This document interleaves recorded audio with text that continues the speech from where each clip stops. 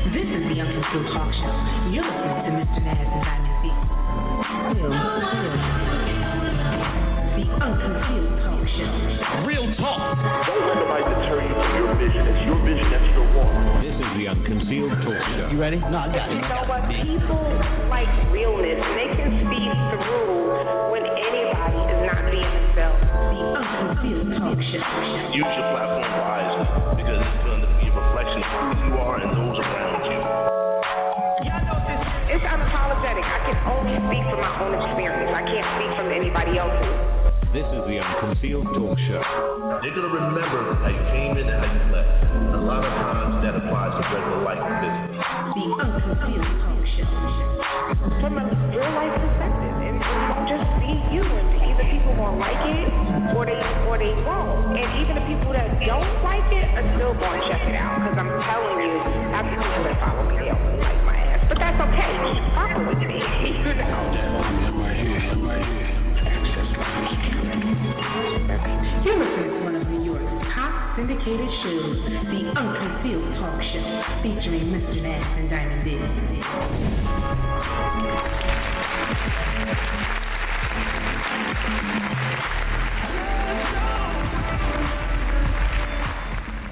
We'll raise this wounded world into a wondrous one. We will rise from the gold-limbed hills of the west. We will rise from the wind-swept northeast, where our forefathers first realized revolution. We will rise from the lake-rimmed cities of the Midwestern states. We will rise from the sun-baked south. We will rebuild, reconcile, and recover in every known nook of our nation, in every corner called our country. Our people, diverse and beautiful, will emerge battered and beautiful. When day comes, we step out of the shade of flame and unafraid. The new dawn blooms as we free it. For there is always light if only we're brave enough to see it. If only we're brave enough to be it.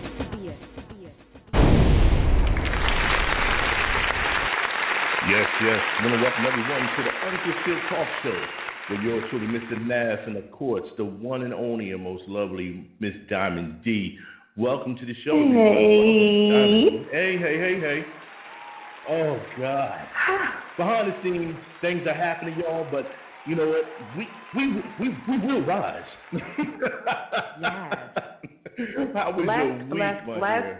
Man, listen, this week right here, Yes. I have my spirit has been renewed. I'm encouraged. See, that's what I'm talking about. I feel like the shackles have been taken off. I feel like the little bit of responsibilities that I have with me are nothing compared to what Kamala Harris and other official leaders face. So I'm complaining about this little bit. Nah, dead that. No more of that.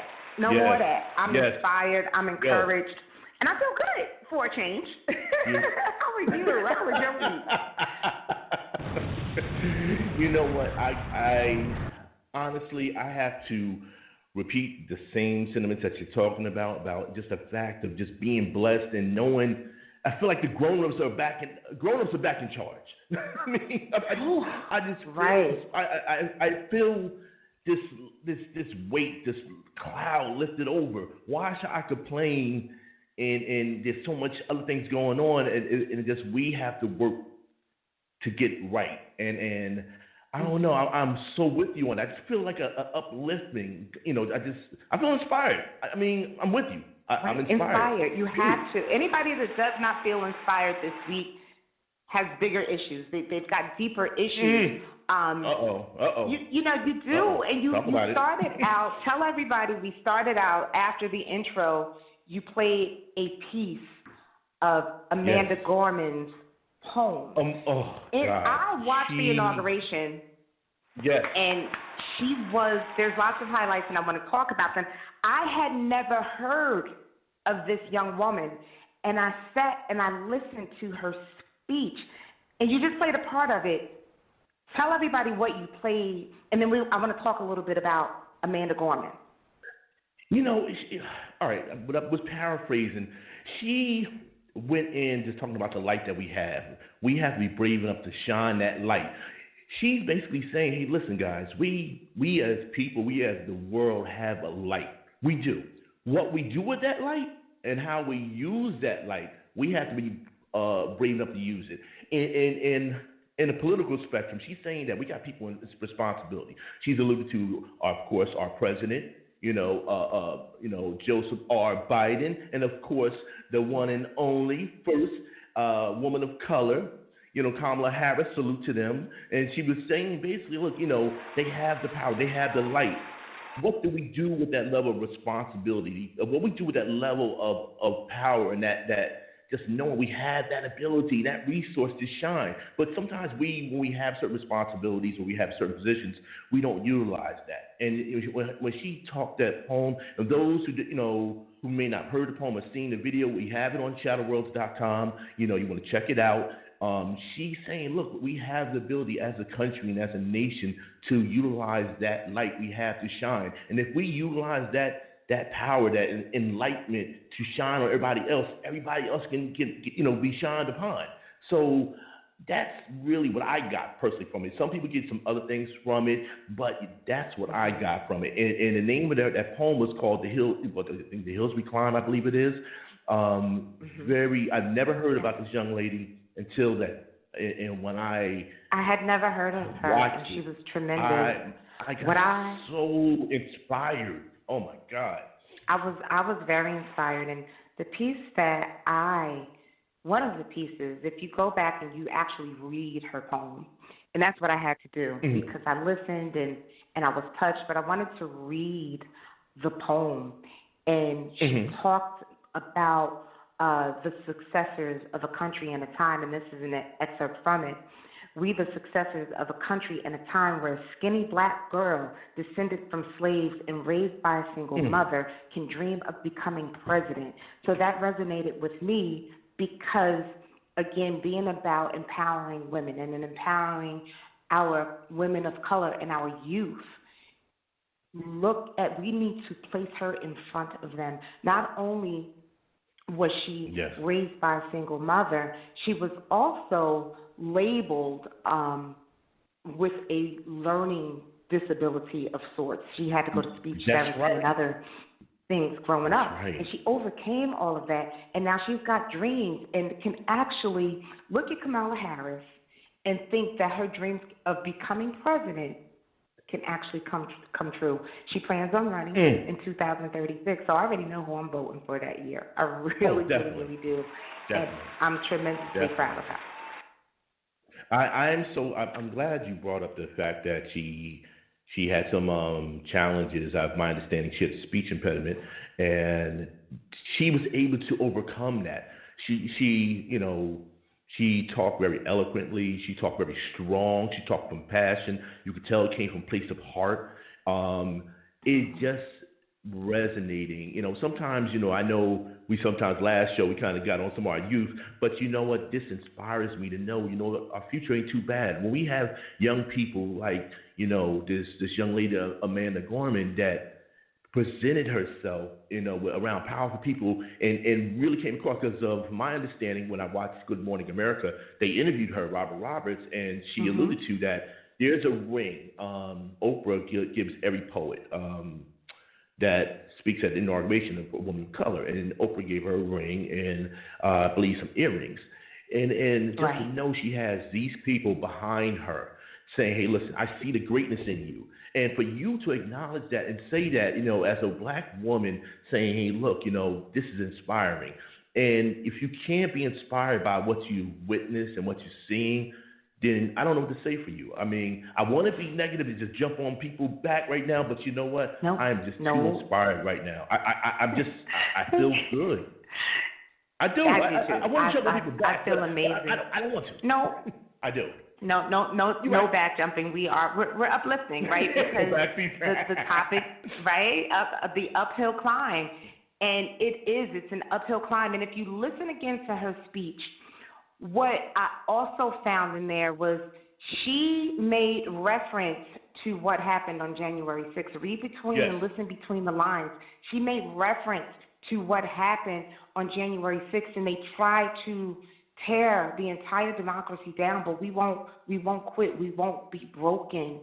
And that's right. The fact that she was able to put this whole speech together in that short amount of time, she's so talented and gifted, and just give another round of applause for her because she deserves it, and she's 22.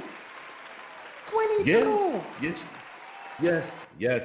And young people, listen, if you got young people, they got to listen to it. I mean, honestly, I'm going to take that poem that she did. I'm going to, get it professionally done and frame it because I just thought it was so powerful. And like yourself, it just made me look at things a little more different. I mean, because we was living in a really dark time. I know with some people they feel, we had good times, but that's to each his own.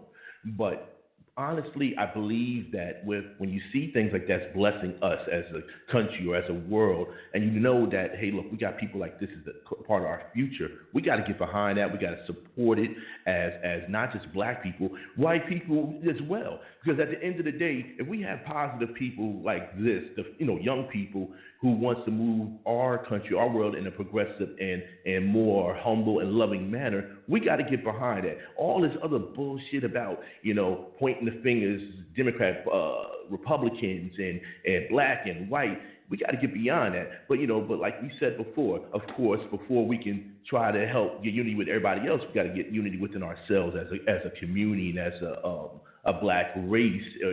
We have to get unity with ourselves. But it's amazing when we get together and we support one another for things that can happen. So, I again, I'm inspired. I think the hills we climb is just that when I came with the title, guys, like we said before, we come with titles, come with topics. We try to make it open-ended where so you can reference it and have an empowering conversation about it. We see a hill in front of us. We acknowledge that there's something in front of us. We know that's a hill, but we know it's not going to be easy to get above it. But as you climb that hill, you're reaching certain goals and progress. It's never going to be easy. You may even fall down the hill, but you still recognize that there's something in front of you that you must achieve and go. You may not get all the way to the top, but you're making progress. And that's what this show is all about right now. You're making progress. And for those people saying, why bother? Well, you know what? You're never going to climb that hill. You're going to stay your ass in the ditch. You're always going to be sitting there looking up at the other people. You're going to not be accountable for your actions. You're going to blame other people for your bullshit while everybody else is climbing to the top. And whatever that mountain or hill that you going, that's your own personal hill or mountain. Your hill don't got to match what somebody else's shit is doing. Your hill got to be your climb, your own personal battle. And once you climb that top of the hill, you look at the next fucking hill. Excuse my language, but you look at the next hill, you see, you know what, I'm going after that. That's the only way you see vision and goals. I mean, that's me personally. Just saying. Right, but he's angry dude today, y'all. He's passionate, but you also have it's my turn. He's passionate today, but when we get to the top of the hill, and before and as you approach your next hill, turn around and reach your hand out and help someone else come up the hill. That's what it's about. Unity and hope, and that's what. We're not going to turn this into a political show, but unity and hope is what Biden and Harris. That's what their administration. That's what their campaign. That's what they're about. Bring everyone together. So that's our challenge now, right? To have unity, and unity we have to start within, like Nas said, within our own community. We have to focus on uniting together. There's affluent African-American people, affluent white people, less fortunate, but we're still all people. Just don't think you're too good. And don't think, better yet, don't think you're not good enough to achieve your dreams. And look back at this inauguration. Man, listen, told y'all about my cousin Eugene Goodman. Y'all ain't want to know who Eugene was last week. Yo, my man. Fast forward, Eugene did what? He escorted Vice President Kamala Harris into the inauguration. I was like, go cousin, go cousin. I was so proud of him. That was beautiful to see. I'm inspired. I'm sorry. I'm happy. I'm angry at the same time. The inauguration was popping. I felt like I was at a party, and I worked that day, but I set up everything in the living room in front of the television, and that's where I was. That's where I was. I didn't see the festivities afterwards, but the morning and afternoon festivities, I definitely watched from beginning to end, and there were so many highlights. If you follow me on Facebook, I was taking pictures like I was there, Naz. I was just like, snap. I was taking pictures of the television. I was, because I needed those memories. And when Kamala Harris was sworn in, I got that picture. And I'm going to I might take my own picture and print it off and frame it just so that I have that authentic memory of that moment. I wasn't there. I can grab one offline and all of that, but I want that authentic memory of where I was and the fact that I captured that image, albeit from television, it still was my moment. And my daughter raises, we're doing a really good job, I want to say. I was trying to find another word without trying to pat us on the back, but we're making sure that my grandbaby, from a little girl, she's just 5, that she understands who she is. And, I'm Black and I'm proud. She's been singing that since she was 2. And she watched the inauguration. Did she know exactly what she was watching? She did not, but we had a conversation with her that morning about the importance of it. And most people think back to when you were a child, and you're going to, you might not have known exactly what was going on, but you're going to have a memory of watching that and realize later on in life the significance of that event, and that, wow, I watched that. I was there. I had on my Chucks and Pearls. So the way women, Black, white, all ethnicities united in our Chucks and Pearls, that's the type of unity that we need across the world. I love that. I thought that was awesome. And just to kind of piggyback what you just said, about going up the hill and reaching back, I think along with life, when we climb our hills, you took the time to look at the journey. And you recognized it. And, people that's listening right now, y'all don't understand what Diamond just did. She just gave you a moment in life where she utilized her grandchild to be part of that moment, and not only as a Black woman, she's walking up there with her daughter, with her grandchild, climbing and just showing progress to her granddaughter, and bookmarking that time and the timeline. Hey, listen, where was we at a part of this journey, this progress? Let's look at this. You took the time to reflect about it, and you know what? Let me tell you something.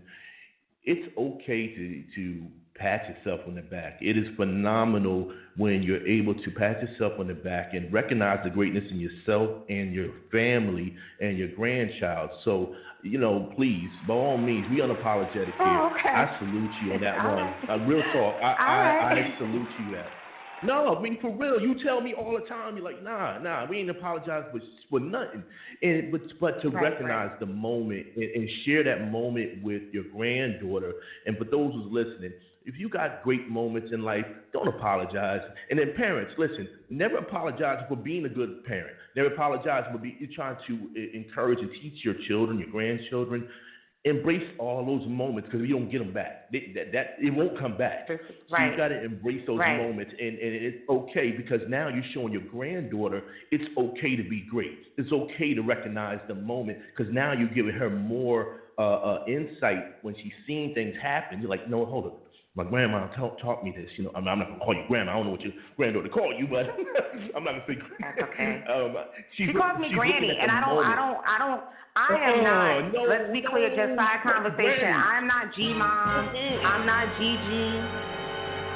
No, none of that hip shit. No, none of that hip shit. I'm straight up granny. I'm sorry. For real. You can't call me grandpa. Nah, you ain't call me no grandpa. That ain't happened. Nah. Listen, you don't have grandchildren yet. Like, for real, I do. That all that cool shit. Yes, I do. You do? That's why you I got a grandson. Yeah. My grandson, my daughter. No, he's not 7 years old. I can't stand you. She's not 7. The way you talk about him, he's like old as hell. You know what? He ain't in high school yet. He's still a baby. Well, hold on, what's second grade? Whatever. Nah. He was chin checking you a couple of months ago. I thought he was like 15. I'm not messing with you. No, you know what? Hold up. God damn it. I remember he straight punked you a few months ago. I remember that. You know what? Listen, you're going to stop playing with me.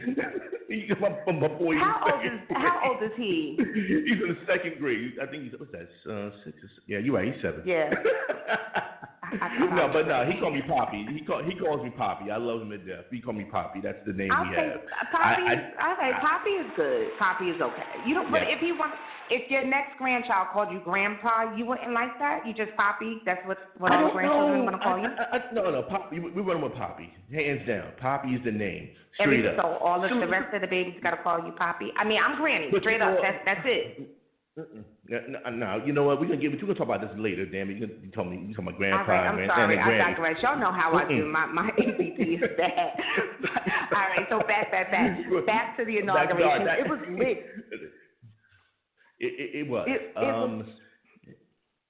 Did you watch, or were you in the field and you had to watch watch it back? Okay. I was doing both. I was like yourself. I was working from home as well as watching it. And just to watch how it was developing and watching the relationships that was developing a part of it, because there's relationships that was developed from this. And, it just, again, it inspired me. It made me look at different things. It looked at my relationships, personal relationships. It made me look at, I don't know. You have how you do things. With me, I'm very analytical. I said, well, look, how can I make this work in my relationship, whether it's friends or people that I deal with? I said, let me look at this. I want to reach back and help somebody. I do. I'm with you on that one. But damn it, I don't want to reach back and somebody's pulling me down either. So right. No, some people got to be cut off. This is true. Careful. When you're climbing your hill, who you choose to help, because everybody doesn't want the help, right? Or everybody doesn't want to work as hard to get to where you are. Everyone doesn't want the help, and everyone doesn't want to work as hard. Some people just want to ride your coattail, and now you got this added weight. Right, so they just want to ride your coattail, and now you can't climb to where you're trying to go because they tagging on your coattail. So if they're not willing to put in the work, you can put the effort out, right? You can extend your hand. But if they're not willing to put in the work, you shove your hand back in your pocket and you keep it moving. And I've done that. I've done it in life. I've tried to help people, and if chump don't want the help, chump don't get the help. That's it. I put my hands back in the pocket. I can't save the world. I'm a nurturer. I want to fix everybody up. But everybody doesn't want fixing, and some people are just who they are, and they can't help it. So you just put your hands back in your pocket, and you feed them. We talked about this in For Women by Women this week. You feed those people with a long-handled spoon, right? What is a long-handled spoon? Yes, elaborate on that one. Listen, that's it. It's very simple. You want to help, or you realize that this person is not worthy of being close to you. Say that again. They're also not they're not so much so where you need to, right? They're not worthy. But they're also, you don't have to put so much energy into cutting them all the way off, because you're going to see them here or there. You then, like Mama told us, you feed them from a long-handled spoon. Good morning, good night, how you doing? You're courteous when you see them. That's it. You can even pray for them if you're praying. But you don't have to have everybody in your inner circle. That long-handled spoon is a peace of mind keeper. That's what it is. It's a space saver. It's so much. So think about that long-handled spoon when you are going through life's journey. Everybody doesn't have to come along with you, and everybody doesn't have to be cut all the way off. You ain't got to cuss them out. You ain't got to cuss them out and cut them off and all that. Nah. Just keep them over there. That's it. Keep them over there. I love that. And I didn't understand it growing up. I was like, why she always smell the spoon? What? Keep them over there. I love that. I love it. Long-handled spoon. Let me write that down. Long-handled spoon. Definitely going to use that one. I'm using that one. Yeah, feed them out of a long-handled spoon. Keep them over there. I like the fact that you're explaining, because you got some women out here, whether young and old, don't understand the concept. They think in their journey or their hill that they must climb. I'm segueing this, what you're saying, that their hill's got to be maybe their partner's hill, or maybe that. I'm going to say that relationship, that intimate relationship with somebody. Or we need to do this. I think I could change you. I think, we can do this together. No. Listen, now, and as a woman, I need you to explain that, because I know we got listeners. We got a lot of women. We got a lot of women listening. And sometimes they figure, okay, I can change him. Maybe he doesn't have that widow. I have this hill. I'm going to climb this. But I'm going to try to change him and bring him up, drag his ass up the hill with me. You may want to talk to him. No, you don't want to do that, and what you don't want to do is date down or marry down, and people. And I'm speaking from experience, and it's not to say that it all has to be financially equal. He doesn't have to make more than you or what have you, but he's got to be at the same place in life, or it's just going to be a burden. Now if you're out to put in the work and you're up for it, by all means go ahead. However, at this point in life, there comes a certain point in life where the dreams and aspirations need to change. And being between the 40 and above, your dreams and aspirations at this point need to be looking at retiring, not setting off your next venture without a business plan, right? So don't think, ladies or men, that I'm saying, if he don't have enough money, it's not about that. It's about being equally yoked. It's about being equally yoked mentally and in your aspirations. So, again, I aspire to retire. That's where I'm at. How can I pay all these bills off so I can dump all my money away so that I can start to look at retirement? This is personal. This is me opening up like I always do. If I meet somebody and then his aspiration is to go and start a new business, he wants to open up a sneaker store, okay? Mm-hmm. All right, just argument's sake. Wants to open up a little store downtown anywhere. We probably will not work unless he's talking about opening up what's the poppin' sneaker stores these days? I don't know. I'm an online shopper, but is it? Let's say Foot Locker. I don't even know if that's it, but let's use Foot Locker as an example.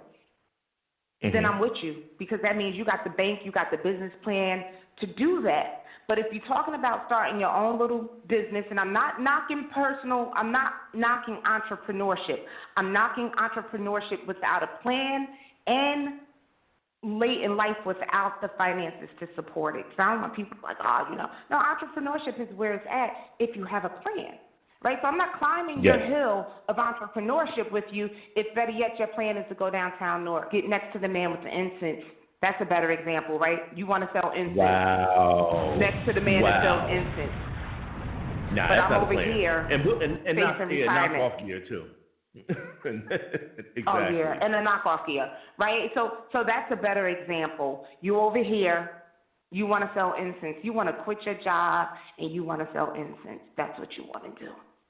That's not my problem. No, I can't help you climb that hill of entrepreneurship. Now, like I said, if you got that bank and you feel successful enough and you have your business plan and you want to do something real deal entrepreneurial, then I'm going to support you. We can do this together.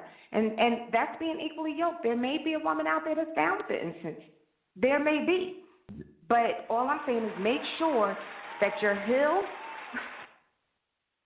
and it's always the ones, when it comes to the men, oh, man, the broke ones without a plan that need the most help climbing the hills, they fine.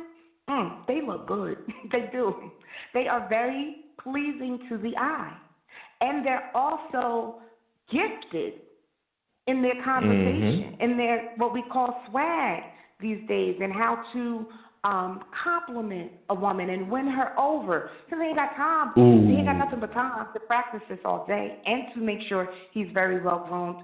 They call them fuck boys. That's what they're called. But that's for another conversation. Write that down. I like that. We're going to have to revisit that one. We would definitely gonna have to revisit that one. And I want to piggyback. You can't and bring to the him men. up. No, I'm not gonna bring him in. I'm not gonna bring him up, but we will come back on another show. But just to kind of ride on what Diamond was just saying pertaining to us, our men. I agree. We could disagree, but in this case right here, right now, equally yoked means a lot as far as even from a male perspective when you're with a woman. You have to be on the same page. Listen, a woman will accept some of the things maybe some things financially you may not be there. She'll accept that about you if you're equally yoked and you show aspirations and you show determination. She will support you. If you loving on her, you showing her the love and respect that she's worthy of. You making her feel like a woman. You treating her special, not just either a trophy or just passing the time. A woman will climb that hill with you. But fellas, and I say this to all my fellas listening to this show, it's okay to climb a hill with your woman. It's okay to have progress and goals and aspirations with your woman.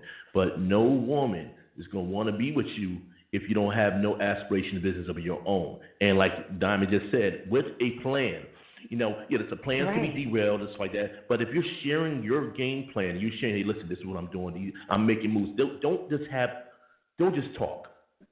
Show her. Right, that's show the thing. Don't just talk. You have to show and prove.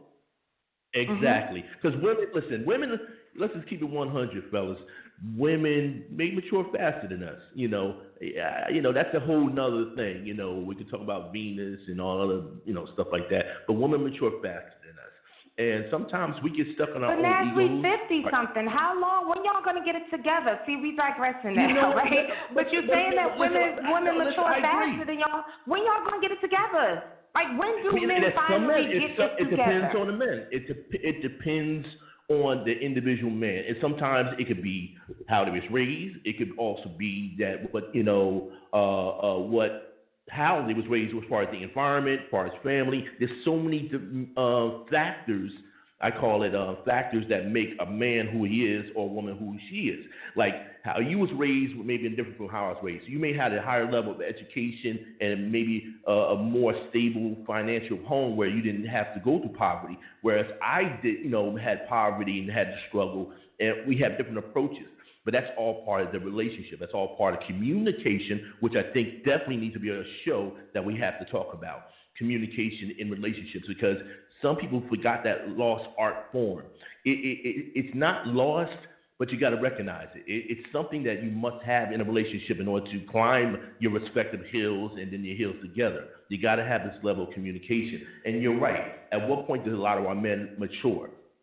I don't have the answer for that because every person is different. But we need to get some men on here to answer that for me, because women mature faster. Shit, we grow. Like, we can't get any more mature than we already are. But yet, it's still, we still have superficial men out here. That, right? You set another show, right? You just set up another show. It's like the alley oop and the slam dunk. So remember on the last show we supposed to have brought the For Women by Women. I'm supposed to bring the League of Extraordinary Gentlemen. I think that's a powerful conversation.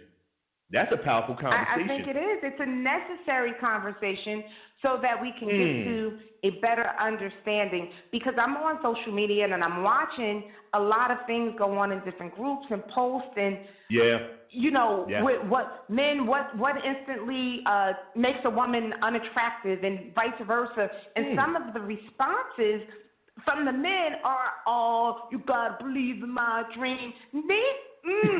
Fella, what are you still dreaming about? Oh my God! But what about you? That's the women that want a man with a. I'm sorry, Dom, but you got some women out here. Well, he got to make 6 figures. He got to have a big, I'm like, whoa, wait a minute, hold on, pump the brakes. Come on, sister, come on, damn. Nah, he can't be no average Joe. What is considered average Joe? Oh, why he got to make 6 figures? Why can't it be a man, he's making 30,000, 40,000, but he's aspiring to be better? Nah, I don't got time for that. Wait a minute. I'm sorry. I didn't mean to laugh, but 30,000 or 40,000. But no. See, there you go. See, this is why we must have a conversation. This is why damn it. Yes. That's why we're gonna have that. We're gonna have that conversation. Sorry, I wanna talk about my favorite. Why are you laughing at the 30,000-40,000? Why are you laughing?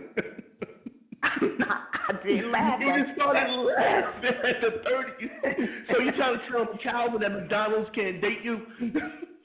Absolutely not. No. Oh, because now I'm helping you climb a hill. I can't come back that far to help you. He's aspiring to be the manager of McDonald's. He has great and good for him. And good for him, but we talked about equally yoked. I don't care. He looks good I don't care. Oh. No, send me a picture. I'll look at you, whatever. No, because here we are. I'm at this point of my hill. I'm ready to go over it. Now, because you look good, I got to come all the way back down here on the strength of you looking good, right? To help you come all the way back to help you get somewhere to near my level. I ain't got that kind of energy. Well, all right, now, question. Let me ask you a question. Now, what if the man, okay, all right, you guys may have dated back in maybe about, I'd say 5 years. For whatever reasons, within the next 3 years, this man then went from working at McDonald's to now somehow becoming the CEO of a major corporation. I mean, and he comes and he looks at you like, listen, girl, I loved you. I mean, you dumped me because I told you my aspirations, but he got there. Do you regret your decision because now he's succeeded? No. But but again, that's the competition. No. That becomes that ride and die. Are you willing? And see, this is what I'm saying about the hills we climb.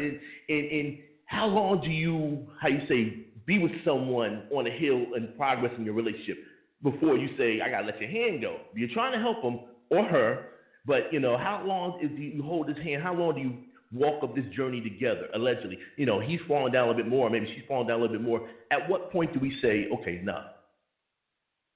At what point? In an intimate relationship, don't touch that motherfucker's hand. Period. Like, don't even grab it if it's that much of a gap. Hold up. Damn it.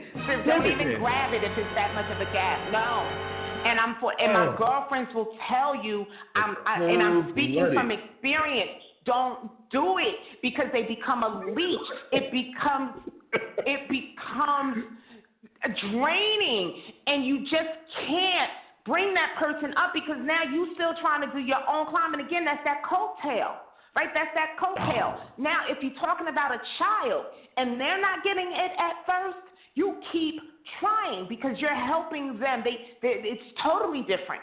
Right? You keep trying to help the child. You keep trying to help the youth. You keep trying to help those that are less fortunate than you because they just don't have the same experience, etc. But when it's coming to a relationship, something that's supposed to be intimate, don't even grab their hand if it's that much of a gap in where you are on that hill because the shit is going to make you eventually want to stab them. Don't do it. You know what? Hold on. You can't be stabbing. See, that's domestic violence. That's the whole. You can't be stabbing, my man. Last season I was punching them in the face. I'm stabbing. All right, so let's switch it around, young lady. Switch this around. So what if the young lady, she's on top of her game, but she falls off, and this man has to sit there and carry her ass. Like, I got you. But he's going to work. She's not trying to do nothing, but he's still, he's still trying to, move up and with his career and stuff like that. But this woman's just dragging him down, making bad decisions with their money, financially. Equal. Don't her ass because you said she's not trying. Right? So equal. All right, now hold up now. Now, what if they have time together? They put in some time together, some maybe couple give her years. A chance, but you said she's not trying. If they've got some time together and she falls off, then she needs to work to rebuild. And the same thing goes for the man. You need to work to rebuild. But if I fall off right now, and then more of a financial responsibility falls on my partner, I can't sit back and kick my heels up and be like, all right, he got that. Even if he wanted me to, I wouldn't do that because eventually I'm going to become a burden. But that happens. Yeah, it happens every day. It happens every day when people are, especially with this COVID situation that's going on. People have lost jobs, and And I have personal friends, I have a personal friend who, he was on top of his game doing what he had to do. He lost his job. And the woman that said he had his back dropped him. Dropped him. But, that's but another conversation. Was he trying to do something else? See, that's the point. Was he trying to make a comeback? I agree. And it may have seemed that he's trying, and maybe not trying hard enough. And sometimes you get to see people who they really are. Are they really having your back? If you're trying, you can really see who your partner is. And I've always believed, like my grandma said, my mom would tell me, sometimes God has a way of pulling back the curtain and allowing you to see the person you're supposed to be. Or maybe it was supposed to happen. You say, you know what, this person ain't even got my back. They know what type of person I am, what I've brought to the table, know my progression, know what I'm doing. I have a setback. Are they willing to come back, like you said earlier, reach back and help me, pull me up this hill with them, knowing, hey, listen, I know this person would do it for me. But that's why this topic is so open-ended, because there's a time where we have to figure out and when is it enough? When it's enough, are you going to keep dragging this person up the hill, or are you going to reach back and this person going to pull me down, or is it worth staying? This is kind of tricky with this topic, because we can go so many different ways with this. Because how long do you wait? And then you wait too long, did you miss opportunities or miss your blessing? You know what I'm saying? 2 days. 2 days? You wait 2 days. Hold up. 2 days. No. Ladies and gentlemen, I'm going to honestly say, I didn't realize Don was a cold ass. Real talk. She's cold. You ain't got nothing else to say? No, I'm kidding. I am very nurturing. I'm very compassionate. But I have life's experiences have made me change Did it the harden way you? that I help. It has. Absolutely, but it hasn't. It's hardened me because I was too soft, and again, taking kindness for weakness. Because former D, right, the old Diamond is like, what? That's what you want to do? What? For real? So you want to be a record producer, and you think you can make albums, make a comeback? Right. I got you, right? I got you. Nobody plays on vinyl anymore, but I got you. And I will actually support. It's coming to come back. That's another story. It's coming back. It is. I read that. I did read that it is making a comeback. Well, stay with my story, please, man. Don't make my examples poor ones. And here I am going to work. Here I am balancing the budget. Here I am, and here you are locked in a room trying to figure out how to make vinyl popular again. Well, how many years does this go on? And then when I say you need to do something more to not necessarily even bring in something immediate, but to prepare for the future. Because if you ain't paid, don't tell me about you're going to collect Social Security, because that's A, not enough, and B, people, take this message. Social Security is not a given. That's based on how much you've earned over the years. So for those of you thinking that I don't need to participate in any of the savings plans because I'm going to get Social Security, it's a government-driven program that they can take away any time, truth be told. And if it isn't taken away, it's based on how much you've put in during your career, during your working years. So if you're not putting anything in, you are not preparing for a future for yourself, and definitely not with me. I don't want to be poor, retired poor, right? I know that lifestyles change when you retire, but I don't want to be unnecessarily retired poor. You can control your destiny to a degree. You get out of life what you put into it. And if you're not putting anything into it, no, I don't want to pull you up this hill anymore. Damn it, you go ahead with your bad selves. Sitting there educating our listeners. That's what I'm talking about. No, people don't want to put away for retirement. And they think, I need my money today. No, take the sacrifice and tuck some money away, even if your company matches or if they don't match. Or if you got to do it yourself, old school style, tuck something away. People go, and when they find out that they're getting this little bit of money for Social Security, they mad and they shocked and they don't have a plan, right? Because they were not educated. I'm by no means am I a financial expert, and I'm telling you, my credit score has been down, up, down, and up again, right? I'm not perfect. I live life. And so anything that Diamond ever speaks is coming from my life's experience. That's it. I can't speak for anybody else. I can only offer you what I've been through and what I know. And what I know is that there's a lot of people who are out here living their dream, living their best life, and they think it's okay to only be an entertainer of sorts. And no knock to the entertainers. But even as an entertainer, you need to prepare for your future. Or else you're going to be out there singing forever. And eventually, guess what? People not going to want to hear you. Times change. Prepare for your future. Climb your hill with a solidified vision of where you want to be. And anybody that's pulling you down, you ain't got to bring everybody up that hill with you. You don't. Give them that long hair. I love it. Spoon. I love it. I love it.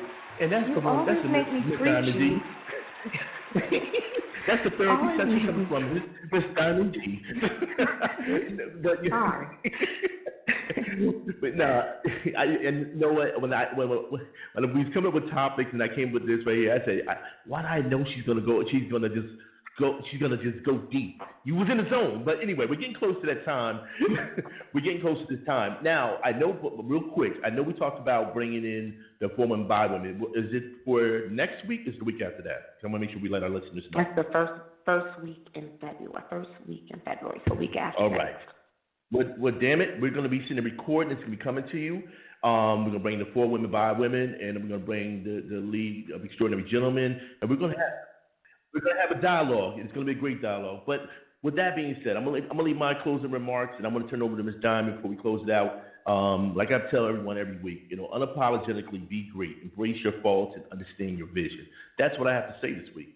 Diamond, what you got? Well, that was short and sweet. I just want to tell everybody to be encouraged. Don't be afraid to put yourself first. And when you're climbing that hill and you're looking back to help somebody else, use discernment in who you're helping. Not everybody wants the help. Trump don't want the help. Trump don't get the help. That's all I got. You're listening to one of New York's top syndicated shows, the Unconcealed Talk Show, featuring Mr. Nass and Diamond Biz.